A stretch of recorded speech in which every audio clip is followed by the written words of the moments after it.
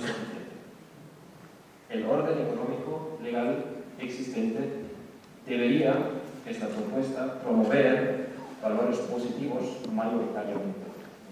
Y no lo hace.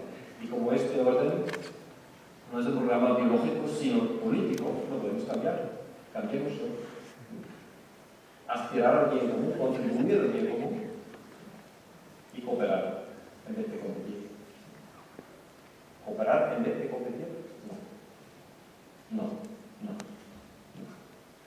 No, porque la competencia es la causa de la innovación de los mercados, del rendimiento de los mercados y de nuestro bienestar inaudito en la historia del ser humano.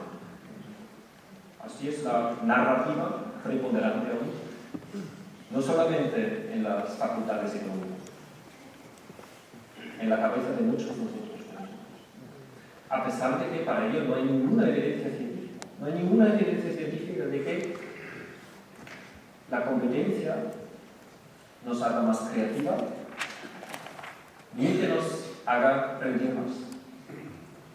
Al contrario, la evidencia científica que tenemos, no de la economía nacional, porque estos no hacen este tipo de estudios, pero de la psicología social, de la teoría del juego, de las ciencias pedagógicas y también de la neurobiología, es más bien otra cosa que no es la competencia que nos hace rendir más, sino la cooperación.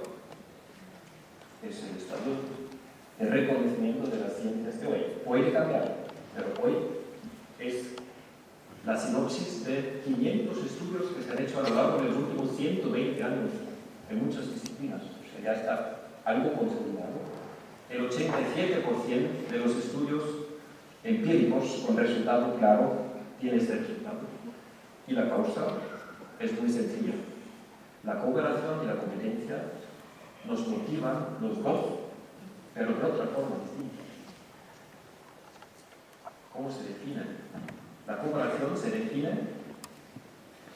tenemos la misma meta, y eso tiene como consecuencia, si tú tienes éxito, yo lo tengo también. Win-win. La definición de la competencia es que nuestros éxitos se excluyen. Así. Si tú ganas, yo pierdo. Si yo gano, tú pierdes. ¿Y por qué nos motiva más esto que esto? Porque en este juego, en comida, es más probable que nuestra relación interhumana florezca. En este juego también es posible. Hasta en la guerra hay comparaciones, ¿verdad? Pero es menos probable. Eso es todo. Lo que más nos motiva en la competencia no es el florecer de la relación, sino, según la psicología de hoy, el miedo. El factor motivador más fuerte de la competencia es el miedo. Y donde la competencia se agrava, pues podemos medir con los métodos de las ciencias sociales los síntomas del miedo. Desde la presión y la depresión, el burnout, el mobbing, hasta las enfermedades físicas y psíquicas que se disparan.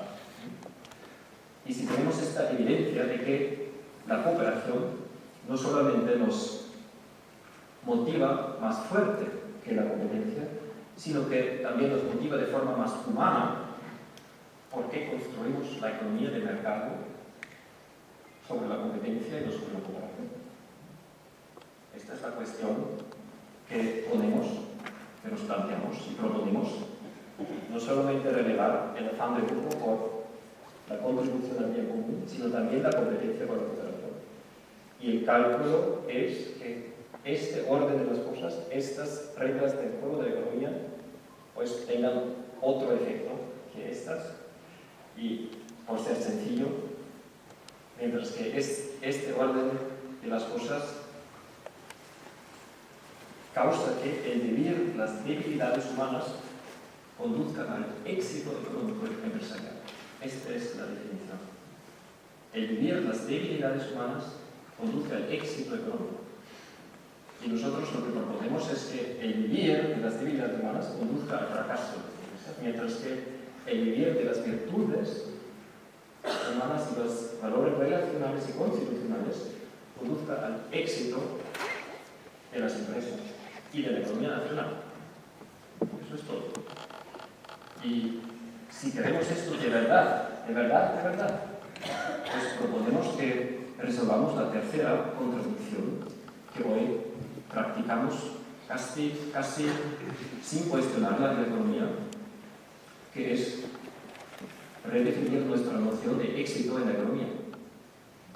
Hoy tenemos dos indicadores de éxito en la economía muy destacados, casi incuestionados. En la economía nacional, ¿cómo medimos el éxito en la economía nacional de España? El PIB. Y el éxito de las empresas, el beneficio financiero. ¿Y qué tienen en común estos dos indicadores de éxito que hoy utilizamos? Dinero. El dinero. Y el dinero es la unidad de medición, y el dinero es el objetivo de la actividad económica. ¿Qué es el dinero según las constituciones? Un instrumento. ¿Perdón? Un instrumento. El instrumento, el medio. La Constitución de Baviera dice el beneficio financiero es un medio de la actividad empresarial, pero no su fin. ¿Sí? El dinero es el medio y el objetivo es otro. Ya lo hemos hablado, ¿no? Pero ahora la pregunta clave. ¿Conoce usted un proyecto, un solo proyecto, de toda su vida, donde el éxito se mida a lo largo de la acumulación de los medios y no a lo largo de la consecución de los objetivos? ¿Alguien nos puede contar un solo proyecto donde eso se hace así? Hasta hoy no me consta ninguno, con excepción de la economía. O sea, en nuestra visión es un error metodológico. La economía sigue midiendo el éxito según los medios y no según los fines. Pues corrijámoslo